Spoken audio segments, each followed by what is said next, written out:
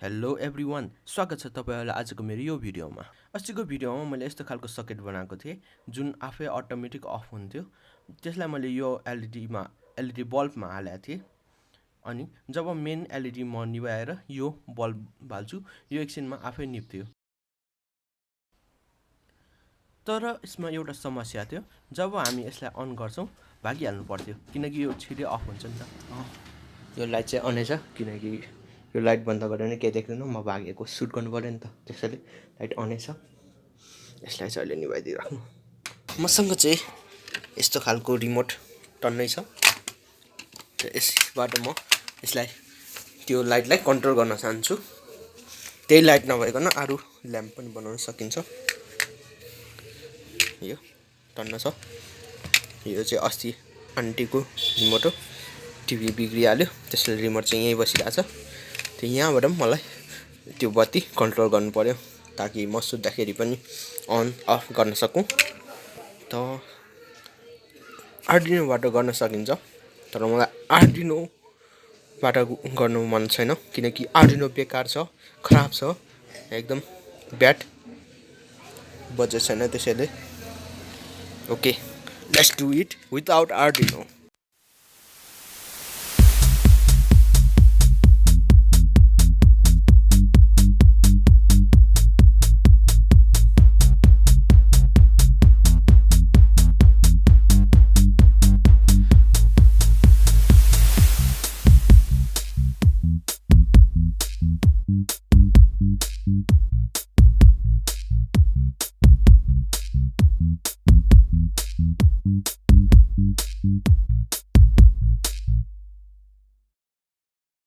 Okay, यहाँ नयाँ कुरा एड भइसकेको छ। आजको भिडियो यो लाइट अन गरेर सुट गरौँ। यहाँ चाहिँ मैले थोरै लक राखेको छु अनि यसरी तल राखेपछि यो ठ्याक्कै मेरो टेबलको माथि बस्छ अनि यसको प्लग रहेको छ। यसलाई प्लग इन गरौँ। ओके, यो बलिसकेको छ, यस्तो बलिरहेको छ। यो चाहिँ 18 वाटको रहेको छ एलईडी ट्युब। यहाँ चाहिँ तल थोरै स्याडो बसिरहेको छ। त सुरु गरौँ हाम्रो यो भिडियो। आजको भिडियोमा म यस्तो खालको लाइट बनाउँदैछु। त्यसको लागि यो सर्किट रहेको छ। सर्किट डायग्राम चाहिँ डिस्क्रिप्सनमा हुनेछ अनि यो चाहिँ म यसभित्र हाल्नेछु। यो बट्टाभित्र यसरी पस्नेछ। यो अब निकाल्नु पर्यो। निक्लिँदैन त, ल के यो त भित्रै अड्क्यो त। अच्छै कस्तो ननिक्लेको, ए निक्ल्यो। सुरुमा यो बट्टाको माथितिर म पाल पार्नेछु। यहाँ इन्डिकेटर अनि पावर स्विचहरू बस्नेछ। पावर स्विच मतलब अन अफ गर्ने स्विच, पुस स्विच बस्नेछ। यो चाहिँ म पुस स्विचको लागि नै ड्रिल गर्दैछु। यो चाहिँ ठ्याक्कै पस्छ अनि टक टक पनि हुन्छ। त्यसपछि यसलाई चार्ज गर्नलाई म माइक्रो युएसबी फिमेल पोर्ट लिइरहेको छु। यसलाई पनि ड्रिल गरेर यसमा फिट गरिदिउँ। यसको साइजको बनाऊ फिट त अहिले एकछिनमा गरौँला। यसको चाहिँ मैले अगाडि नै सोल्ड गरेर राखिसकेको छु वायर। यो चाहिँ एकदम पर्फेक्ट भइसक्यो, त्यही 19-20 को फरक हो। यो पोल चाहिँ चार्ज गर्दाखेरि इन्डिकेटरको लागि हो। इन्डिकेटर लाइट बल्छ नि चार्ज गर्दाखेरि, त्यसको लागि। अनि यहाँ म यो स्विच राख्नेछु ठुलो खालको, यसलाई अन अफ गर्नलाई। अघिको पुस स्विचले पनि अन अफै गर्छ। यसले चाहिँ मेन पावर सप्लाई नै कट गर्ने काम गर्छ यो स्विचले चाहिँ। यसलाई चाहिँ म यो कटरले यसको साइजको काट्दैछु। तपाईसँग अरू कटर छ भने पनि काट्न सक्नुहुन्छ। यो चाहिँ सबैभन्दा खतरनाक पर्फेक्टली बसेको छ। टक टक। यसलाई चाहिँ अहिले निकालिराख्छु किनकि यहाँ सोल्ड गर्न बाँकी छ वायरहरू। यसभित्र चाहिँ यस्तो खालको म एलईडी हाल्नेछु। यो चाहिँ 1 वाट 3 भोल्टको एलईडी, बटन एलईडी पनि भन्छ यसलाई। त्यो यो यसरी भित्र बस्नेछ अनि यस्तो देख्नेछ। अहिले नै क्या अमेजिङ देखिरहेको छ हैन, एकदम डिम लाइटको टाइपको भएको छ यो। त मैले यो आइआर रिसिभरको पल चाहिँ गर्न बिर्सेछु। अब म त्यसको लागि पल बनाउँदैछु। मेन कम्पोनेन्ट नै बिर्सेछु झन्डैले। यसले चाहिँ रिमोटको आइआर लाइटबाट गएको डेटालाई रिसिभ गर्ने काम गर्छ मैले बुझे अनुसार चाहिँ। ओके, यो पनि 19-20 को फरकको साथ रेडी भइसकेको छ, पर्फेक्ट भइसकेको छ। अनि अब पालो सोल्डरिङको। यसमा मतलब वायर सोल्ड गर्नेछु। यसमा वायर सोल्ड गर्न अगाडि चाहिँ म यहाँ तार बेटार दिएको छु, एकदम मजबुत पकड बनोस्, जगदम्बा सिमन जस्तो। प्रमोसन हैन है। मेरो सोल्डरिङ आइरनमा केही नयाँ चिज नोटिस गर्नुभएको छ। यस, यसमा मैले बिट फेरेको छु, टिलिक्क टल्किरहेको छ, पछाडिको भाग चाहिँ कालो देखिरहेछ। एकदम खतरनाक सोल्ड गरिरहेको छ अहिले। अब म यसमा टेप टालेर यसको पिनहरूलाई सेक्योर गर्दैछु ताकि अर्को पिनसँग टच नगरोस्, मिलाप नहोस्। यदि यस्तो भयो भने थाहा नै छ होला तपाईँलाई के हुन्छ। अब यो पुस स्विचमा नि म वायरलाई सोल्ड गर्दैछु।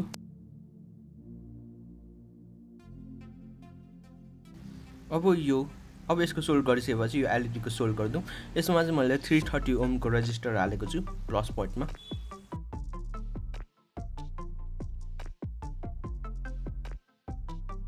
ओके, सोल्डरिङ जति सबै डन भइसक्यो।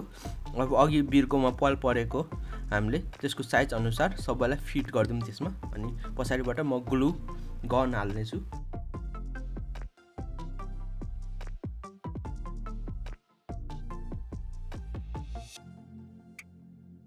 यो आइआर रिसिभर हाल्दाखेरि चाहिँ माथि नै निकाल्नु होला, तल धेरै मुनि गऱ्यो भने फेरि क्याच गर्न सक्दैन डेटा। यो चाहिँ एलइडी इन्डिकेटर हो, यो चार्ज गर्दाखेरि इन्डिकेट गर्ने। यो चाहिँ धेरै चकिलो छ, त्यसले मैले छड्के टाइपले राखेको छु। सबै फिट भइसकेपछि अब म सबैको ग्राउन्ड चाहिँ कमन गरिदिन्छु, किनकि सबै एकै ठाउँमा जाने हो। ग्राउन्ड भएको जति चाहिँ फेरि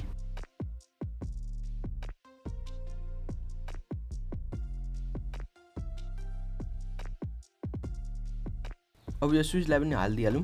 यो स्विच चाहिँ ब्याट्री र हाम्रो सर्किट बोर्डको बिचमा रहनेछ, प्लस पोइन्टमा। ठ्याक्क अन गर्दाखेरि यसले बोर्डलाई पावर सप्लाई दिनेछ। अब सबै हाम्रो कम्पोनेन्टहरूलाई, एक्स्ट्रा कम्पोनेन्टहरूलाई बोर्डमा सोल्ड गरिदिउँ। तपाईँहरूले बनाउन चाहनुहुन्छ भने सर्किट डायग्राम हेरेर बनाउन सक्नुहुनेछ यसलाई।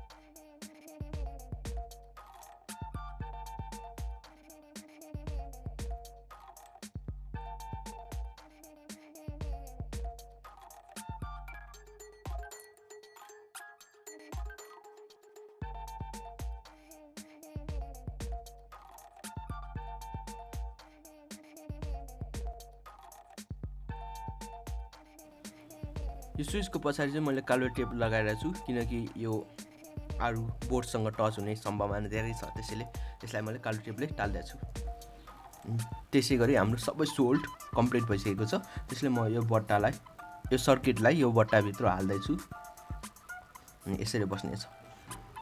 अब लगभग रेडी भयो, लगभग होइन, रेडी भइसक्यो।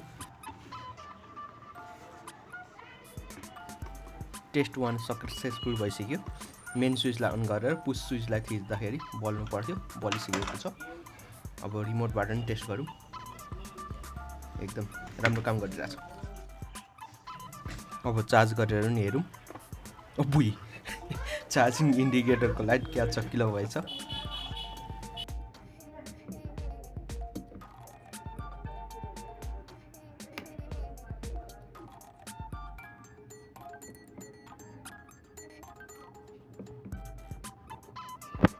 यदि नजिक छौँ भने त्यहाँबाट बटनबाट, यदि हामी धेरै टाढा छौँ भने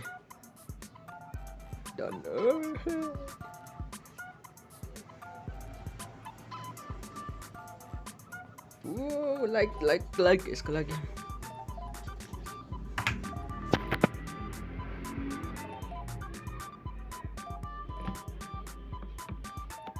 अरूभन्दा यसको मलाई यो स्विच चाहिँ कोही बेला यो ग्लिच गर्छ, ब्याट्री लो हुँदाखेरि आफै अन अफ हुन्छ। त्यतिखेर पावर बचाइरहनुको लागि यो अफ गर्नुपर्छ। यसमा त्यही हो एउटा समस्या। मलाई यो चाहिँ खतरा लाग्यो। यो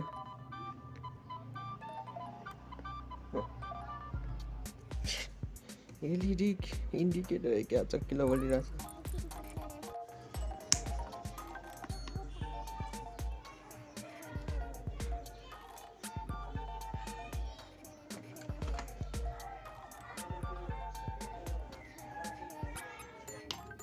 अब चाहिँ यो यस्तो नै भयो अनि टक्क अन गर्ने रिमोट चाहिँ अर्कै त्यो चाहिँ थोरै खराब भएर बसिरहेछ यहाँ टक्क सुत्यो अनि जब मलाई बत्ती चाहिन्छ तब बल्यो फेरि निभ्यो बल्यो देखिरहेको त छ नि अलिकति जुम ओके अन अफ त कस्तो लाग्यो आजको यो भिडियो मन पर्यो भने लाइक सेयर कमेन्ट र सब्सक्राइब भेट्नेछौँ हामी अर्को भिडियोमा गाइड्स अब म चाहिँ सुतेको बाई बाई अब नाइस डे यो बत्ती त निभाउने बिर्सेछ